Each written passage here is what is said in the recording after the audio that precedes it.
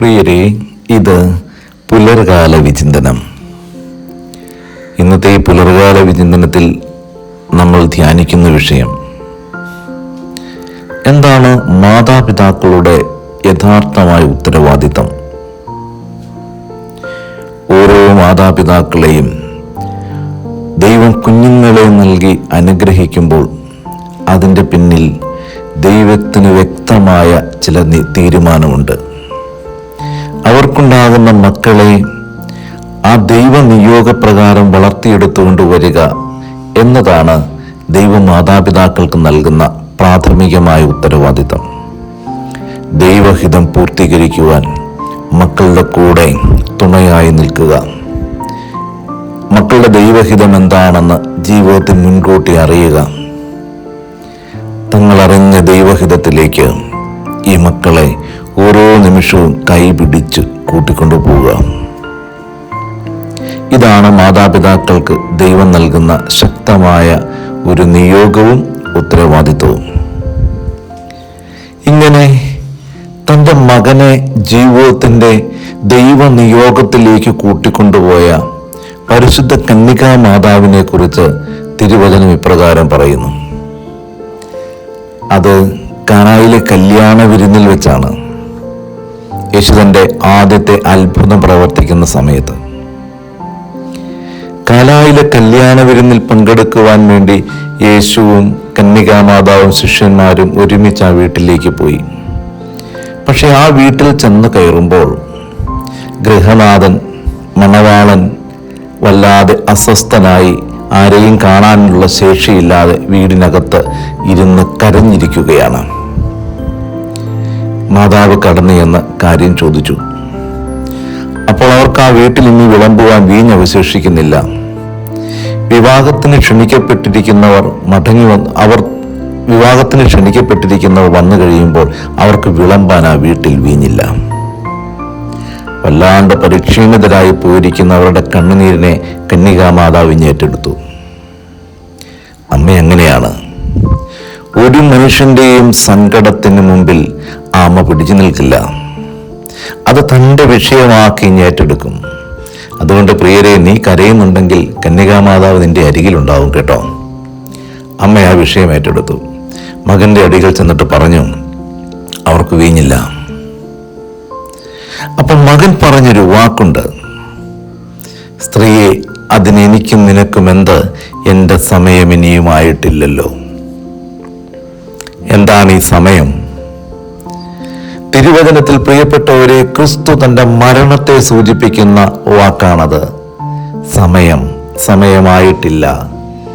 എന്നാൽ വീണ്ടും മറ്റൊരു സ്ഥലത്ത് തിരുവചനത്തിൽ പറയുന്നുണ്ട്, യോഹന്നാന്റെ സുവിശേഷത്തിൽ, തൻ്റെ സമയമായി എന്ന് മനസ്സിലായപ്പോൾ.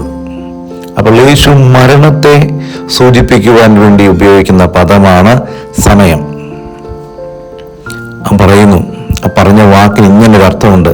അമ്മേ, ഇപ്പോൾ ഞാൻ ഈ അത്ഭുതം പ്രവർത്തിച്ചാൽ എനിക്ക് നിന്റെ അരികിൽ വിട്ടു പോകേണ്ടതായിട്ട് വരും. എൻ്റെ കുരിശിലേക്കുള്ള പ്രയാണം ഇവിടെ ആരംഭം കുറിക്കും. പക്ഷെ ഇത്തിരി കാലം കൂടെ ഈ അമ്മയുടെ അരികിൽ ഞാനൊന്ന് നിൽക്കട്ടെ, ഈ അമ്മയുടെ സ്നേഹത്തോട് ഞാനൊന്ന് ചേർന്ന് നിൽക്കട്ടെ. എനിക്ക് വിശക്കുമ്പോൾ എൻ്റെ അരികിൽ വന്നിരുന്ന് എനിക്ക് ഉരുള ഊട്ടി കഴിപ്പിക്കുന്ന എൻ്റെ അമ്മയുടെ, എനിക്ക് തളരുമ്പോൾ ഇത്തിരി സമയം ആ മടിയിലൊന്ന് കിടക്കാൻ പറ്റുന്ന ആ സ്വർഗത്തിൻ്റെ അരികിൽ നിന്ന് പോകാൻ എനിക്കിപ്പോൾ മനസ്സില്ല. അതുകൊണ്ട് എന്നെ നേരമായിട്ടില്ല. ഇവിടെ ആരാണ് തീരുമാനമെടുക്കേണ്ടത്? മകനെ ബലിവഴിയിലേക്ക് കയറ്റി നിർത്തി ദൈവഹിതം പൂർത്തീകരിക്കുക എന്നുള്ള ഒരു ഉത്തരവാദിത്വം ഇപ്പോൾ മാതാവിൻ്റെ കരങ്ങളിലാണ്. ഇത്തിരി കാലം കൂടെ നൊന്ത് പ്രസവിച്ച് ഈ മകനെ ഒന്ന് ചുറ്റി വരഞ്ഞ് നെഞ്ചിലടുക്കി പിടിച്ച് ഈ കുഞ്ഞിനെ കുറേ നാൾ കൂടെ തൻ്റേതാക്കി വെക്കണോ? അതോ ഇപ്പോൾ ഈ അത്ഭുതം പ്രവർത്തിച്ച് ആ കുടുംബത്തിൻ്റെ മാനമൊന്ന് രക്ഷിച്ച് ദൈവഹിതത്തിൻ്റെ വഴിയിലേക്ക്, ദൈവഹിതത്തിൻ്റെ വഴി എന്താ? കുരിശിൻ്റെ വഴി.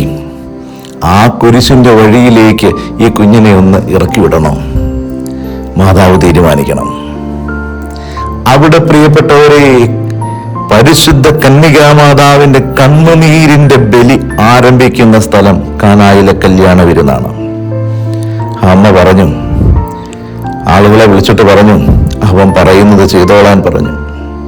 തീരുമാനമെടുത്തൊരമ്മ സ്വന്തം മകനെ ബലിയുടെ വഴിയിലേക്ക് ഇറക്കി വിട്ടു. അതാണ് അവന്റെ നിയോഗം.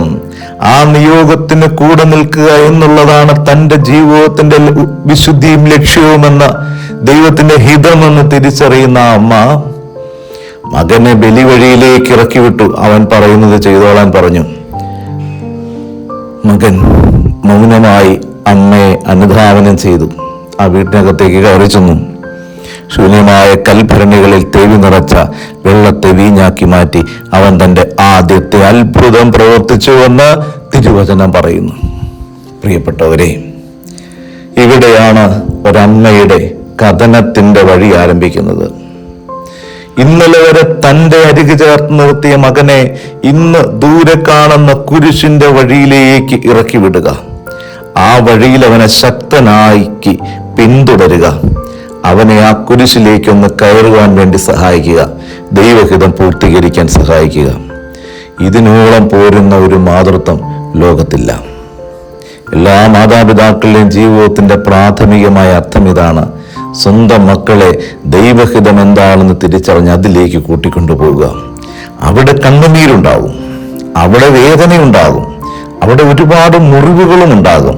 പക്ഷേ നിന്റെ മകൻ ദൈവഹിതം പൂർത്തീകരിച്ചാൽ അവനെന്നും ഈ ലോകത്ത് അനുഗ്രഹത്തിന്റെ അടയാളമായി ഉയർത്തപ്പെടുകയും ചെയ്യും.